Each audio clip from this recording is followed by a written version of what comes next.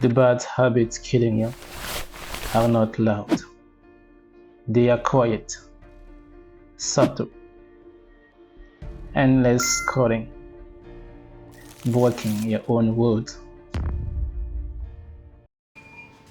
I should have died, but what nearly destroyed me wasn't the illness. It was me, my betrayal. It ends here. It ends now. I am Cesar, a PhD student in quantum cybersecurity at Polytechnic Montreal.